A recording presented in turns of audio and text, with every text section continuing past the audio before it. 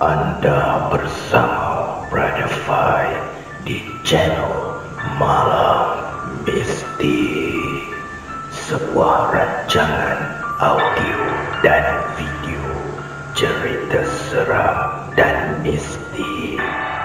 Semoga Anda semua terhibur.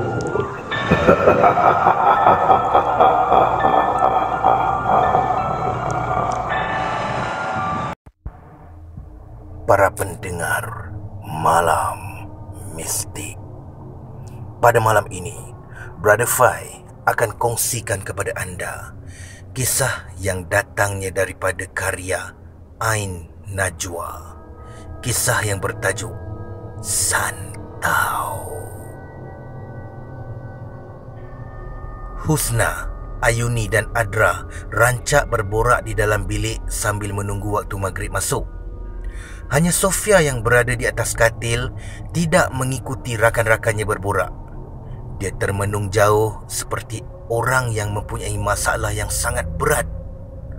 Sejak kebelakangan ini, hatinya tak tenteram. Setiap malam, Sofia dihantui dengan mimpi-mimpi yang pelik. Badan-badannya juga sering sakit-sakit, seperti ada yang mencucuk di dalamnya. Sofia fikir mungkin dia terlalu berjaga malam untuk study sebab akan ada peperiksaan tak lama lagi. Wajahnya juga pucat tak seperti selalu. Perkara itu tidak pula diceritakan kepada rakan sebiliknya. Fi, kau okey ke? Aku tengok muka kau pucat je seminggu ni. Demam ke? Adra bertanya sambil merapati Sofia. Sofia hanya menggelengkan kepalanya dan kembali termenung. Fikirannya kusut. Kau ada masalah ke, Fi? Kalau ada masalah, ceritalah kat kami. Kita kan dah lama duduk satu bilik, dah macam adik-beradik dah, pujuk Husna pula. Aku okey je, tak ada masalah pun. Cuma badan aku ni rasa letih je. Mungkin banyak berjaga malam kot, jawab Sofia. Okeylah kalau macam tu, tapi aku tengok kau macam tak sihat. Nak pergi klinik? Husna bertanya lagi. Tak adalah, aku sihat je ni, ujar Sofia bersahaja. Mereka bertiga mengangguk dan menyambung sesi membawang mereka kerana tidak mahu mengganggu Sofia. Azan maghrib jelas kedengaran daripada surau Al-Falah, iaitu satu-satunya surau di dalam kampus itu. Sofia melihat ke arah rakan-rakannya. Mereka sibuk berborak. Belum ada tanda-tanda mereka mahu pergi ke tandas dan mengambil wuduk untuk menunaikan solat maghrib. Akhirnya, Sofia membuat keputusan untuk ke tandas yang terletak di hujung blok itu sendiri. Dia bangkit menuju ke pintu bilik. Belum sempat dirinya lolos dari bilik itu, Sofia ditegur rakannya. Nak pergi mana tu, Fi?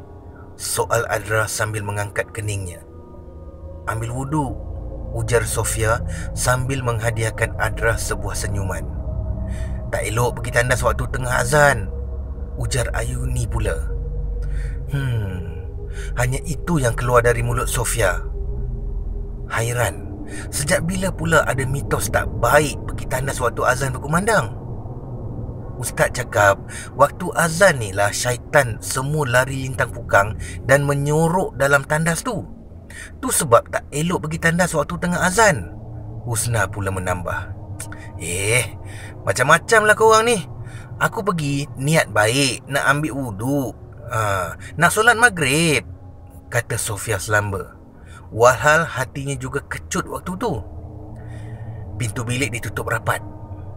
Sofia berjalan menuju ke tandas nun di hujung blok kediamannya. Sofia harus melintas di hadapan 10 buah bilik jika dia mahu ke tandas. Dikuatkan hati, Sofia melangkah laju. Suara-suara orang berbicara dan gelak ketawa dari bilik yang dilawatinya menjadi peneman sepanjang jalan untuk ke tandas. 5 bilik sudah dilewati. Langkah kaki masih laju seperti tadi. Namun Tiba-tiba langkah kaki Sofia terhenti. Ya, dia merasakan sesuatu. Sesuatu yang aneh tatkala dia melewati tangga betul-betul di sebelah bilik kelima tadi. Bulu romanya meremang. Sofia menoleh ke belakang. Tiada sesiapa di koridor itu melainkan dia seorang diri. Dan tiba-tiba dia rasakan angin berhembus kuat ke arahnya hingga menerbangkan rambutnya yang dibiarkan tidak berikat. Seram. Entah dari mana angin tu tiba-tiba datang, dia pun tak pasti. Setahunya dah 10 hari bumi Tanjung Malim ni tidak dibasahi hujan. Tak semena-mena dia bermandi peluh pula hari ini. Sekali lagi angin itu menampar pipinya sekaligus membawa sesuatu ke pendengaran di telinganya. Sofia.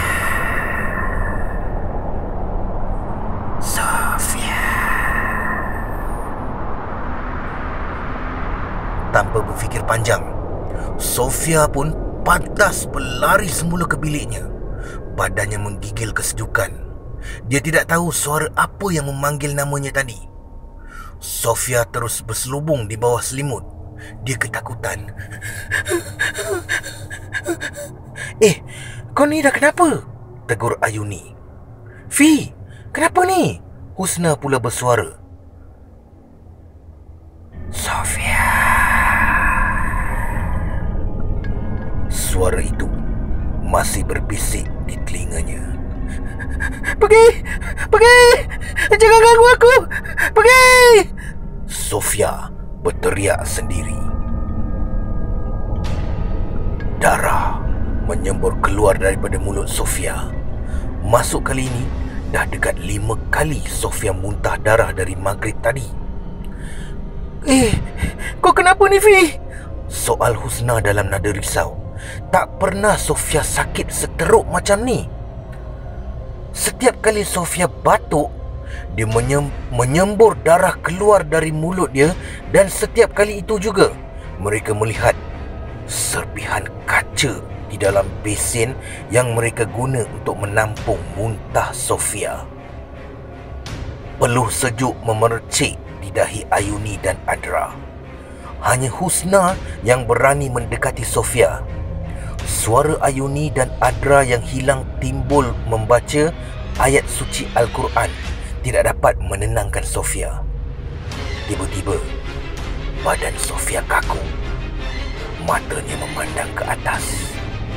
Lama-kelamaan matanya memerah. Giginya diketak kuat. Tangannya mula mencakar kecil. Ingat Allah, Fi! Ingat Allah! Ujar Husna sambil memegang kuat tangan Sofia. Sofia melaung kuat. Serentak itu, genggaman Husna terlepas dari tangan Sofia. Kerana terkejut dengan jeritan itu, Husna terjatuh dari katil. Adra dan Ayuni terus menarik Husna ke arah mereka. Sofia yang berada di depan sekarang bukan Sofia yang mereka kenal. Itu bukan Sofia. Sofia menghempas-hempaskan badannya ke atas tilam. Jeritan dan ketawa datang bersilih ganti dan akhirnya badan Sofia berada di awang-awangan kaku. Husna, Adra dan Ayuni ketakutan. Namun mereka tidak boleh meninggalkan Sofia seorang diri di dalam bilik itu. Husna cuba merapati katil Sofia.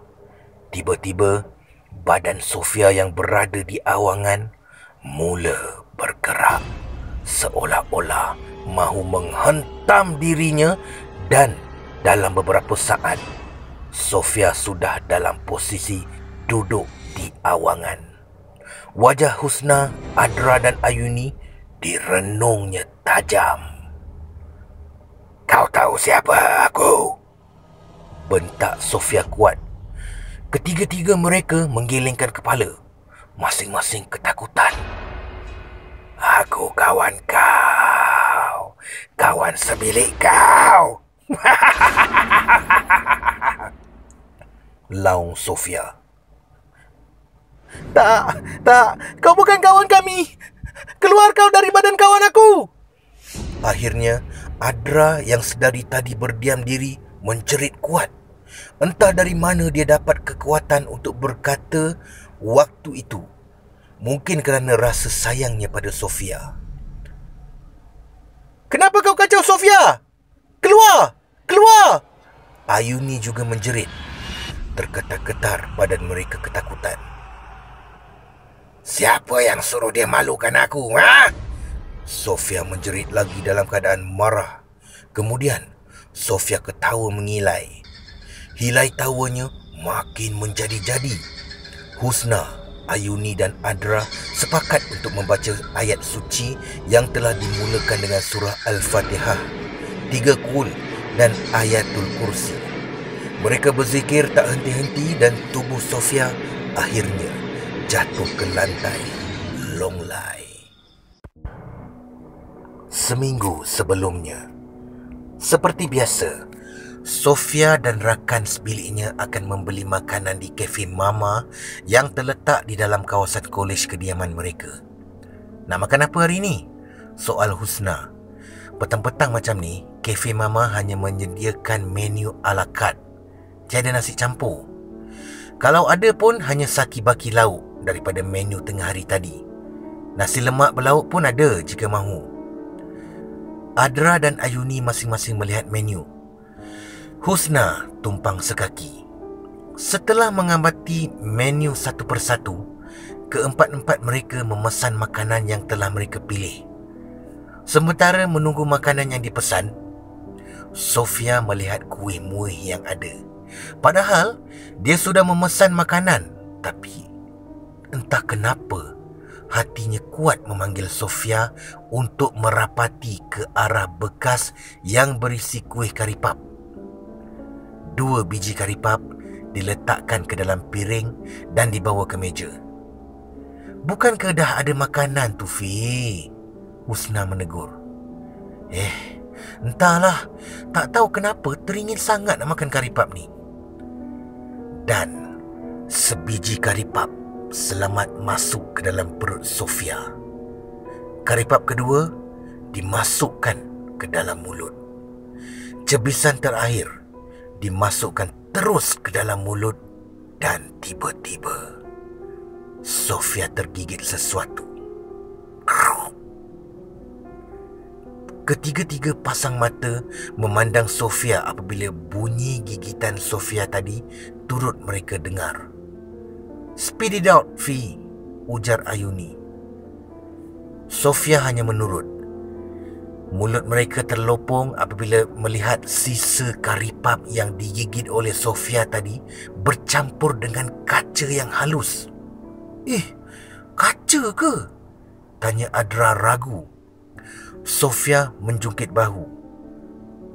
Kaca itu halus, kilat, tajam dan berwarna putih. Sofia cuba memegang serpihan-serpihan kaca tu. Aduh, jerit Sofia. Menitis darah keluar dari jarinya yang tertusuk serpihan kaca tadi. Yang lain berpandangan sesama sendiri. Tak pernah jadi kes pula mereka jumpa kaca dalam makanan sepanjang makan di kafe Mama ni. Inilah kali pertama.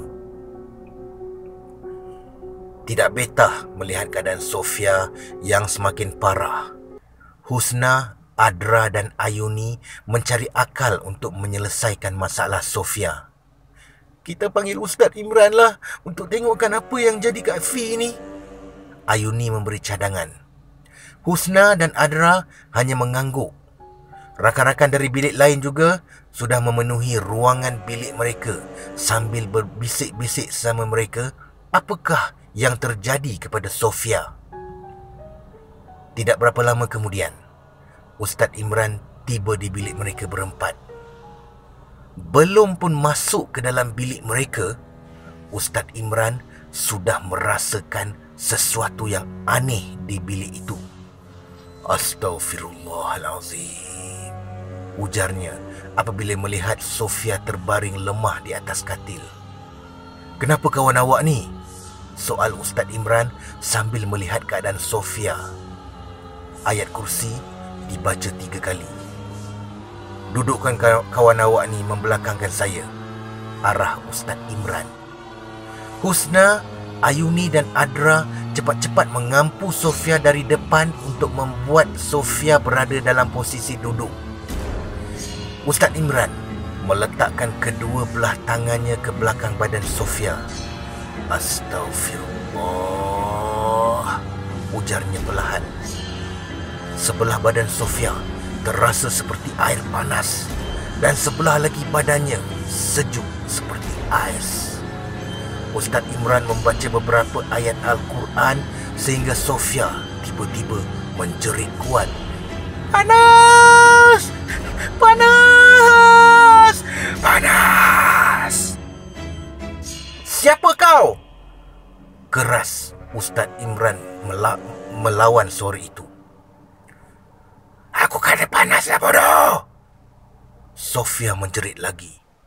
Suaranya garau dan menakutkan. Siapa kau? Apa kau mau dari tubuh ini? Tanya Ustaz Imran lagi. Kali ini belakang Sofia ditekan kuat. Sakit! Sakit! Sofia melaung kuat. Aku benci dia. Dia malukan aku. Aku mau dia mati. Jerit Sofia sambil ketawa. Hajar, Adra dan Ayuni berpandangan sesama sendiri. 2 bulan sebelum kejadian. Ji, bila kau nak bayar duit aku? Soal Sofia bersahaja. Kan aku cakap nanti aku bayarlah, ujar Faizi. Yelah, nanti tu sampai bila? Berbulan dah aku tunggu. Sofia membidas kata-kata Faizi. Masuk kali ni dah dekat 20 kali dia menagih hutang dari Faizi. Kalau setakat RM10 bolehlah kira halal. Ni RM800 kot. Takkan nak bagi halal macam tu je. Nama pun pinjam kan, kenalah bayar balik. Lagi-lagi tengah terdesak nak guna duit sekarang ni. Kan aku cakap aku tak ada duit sekarang ni, Faizi berdalih lagi. Dah tu, kau ingat aku ada duit ke sekarang? Sebab kau lah aku sengkit sekarang ni, kau tahu tak? Suara Sofia dah naik 1 oktav. Ya, nanti dah ada duit aku bayar lah. Kau ni faham ke tak faham bahasa ke? Faizi mula hilang sabar. Wey, kau dengar sini, ujar Sofia sambil menampar bahu Faizi kuat. Kali ni leher baju Faizi dicengkam kuat. Aku ni nak beli pad pun tak ada duit tau. Dah tu, aku nak pakai apa kalau aku period? Nak tepek pakai daun pokok tu ke? Soal Sofia marah sambil menghalakan mulutnya ke arah pokok rambutan yang ada di hadapan foyer library itu. Marahnya tidak dapat ditahan lagi. Puas diminta cara baik, tapi Faizi tak pernah membayar hutangnya walaupun secara ansur. Orang yang lalu lalang di sekitar foyer library itu tergelak mendengar kata-kata Sofia. Mereka berbisik-bisik sesama sendiri dan mentertawakan Faizi. Ada sesetengah mereka yang menggeleng-gelengkan kepala, membuatkan Faizi berasa sangat malu dan teramat malu. Kau ingat bro, bayar hutang aku tu. Kalau tak, sampai mati pun aku tak halalkan duit aku tu, ujar Sofia lagi. Leher baju Faizi dilepaskan dan badan lelaki itu ditolak ke belakang. Baik, kau nak mati sangat kan? Ujar Faizi dengan hati yang panas, lalu meninggalkan Sofia yang terpinga-pinga di situ. Sofia menjerit menjawab semua pertanyaan Ustaz Imran, dan akhirnya Ustaz Imran menepuk belakang Sofia sambil membaca ayat Al-Quran. sehingga Sofia muntah darah lagi.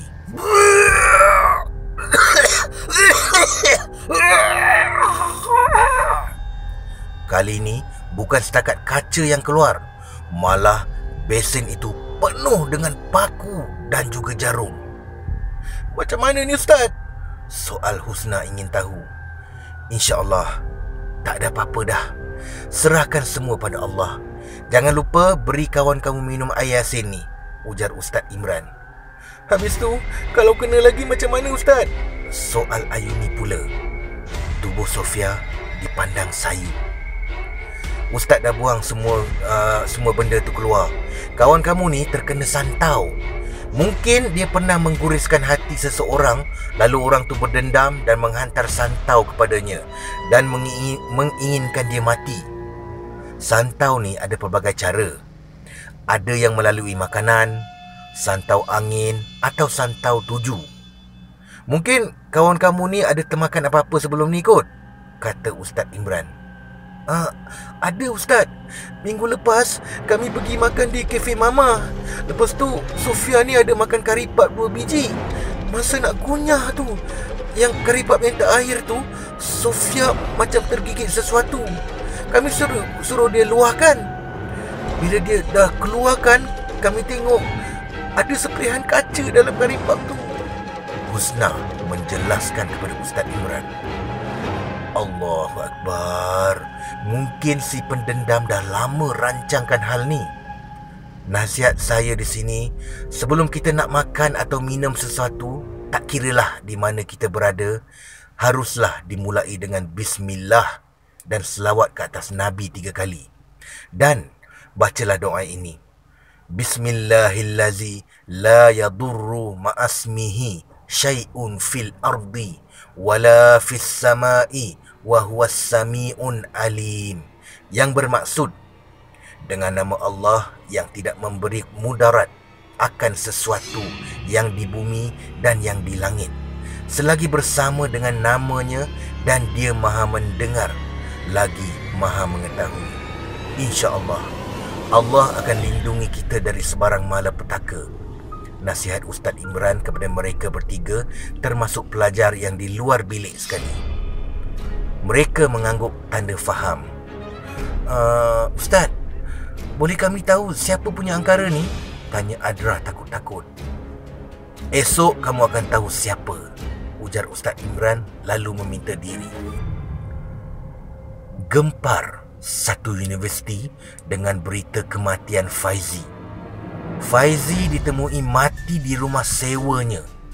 Dalam keadaan malam tadi, Faizi ditemui mati dalam keadaan berlumuran darah di bilik tidurnya. Teman serumahnya mengatakan mereka terdengar Faizi menjerit dan meronta-ronta seperti dirasuk sebelum mendapati badan Faizi dipenuhi jarum dan paku. Faizi berada dalam keadaan nazak sewaktu mereka memasuki bilik tidur Faizi. Kami tak pernah tahu apa pun yang dia buat dalam bilik selama ni. Dia balik dari kolej, terus terperap dalam bilik, tak keluar-keluar. Bercakap pun dah kurang dengan kami semua, ujar Pian apabila ditanya oleh pihak polis. Dia dan teman serumah yang lain turut terkejut apabila melihat bilik Faizi dipenuhi dengan lilin dan diasapkan dengan kemian. Malah di dalam bilik itu terdapat beberapa patung yang menyerupai bentuk manusia, dan satunya diukir mirip wajah Sofia. Walaupun tidak terlalu kuat, Sofia kini beransur pulih. Berita kematian Faizi sampai ke pendengarannya. Ustaz Imran cakap santau tu makan tuan dia balik, ujar Ayuni menerangkan duduk perkara sebenar bila Sofia bertanya mengenai sebab kematian Faizi. Sofia beristighfar. Astaghfirullahalazim. Sebuah keluhan berat dilepaskan. Dia tidak sangka Faizi akan menggunakan cara keji itu semata-mata untuk menuntut bela kerana dimalukan oleh dirinya. Jujur, waktu itu dia tidak berniat nak memalukan Faizi. Dia hanya tidak dapat mengawal marahnya. Faizi mati sia-sia. Sofia masih diberikan peluang untuk mengambil iktibar dari perbuatannya. Santau. Kita tidak tahu bila ia datang mencari kita. Syirik adalah perbuatan yang dilaknat oleh Allah Subhanahu Wa Taala. Semoga kita dan ahli keluarga kita dijauhi perkara-perkara syirik ini. Amin. Amin. Amin. Ya Rabbal Alamin. Sekian kisah daripada karya Ain Najwa. Terima kasih, Brother Fai. Terima kasih kepada anda yang mendengar kisah ini. Peace. No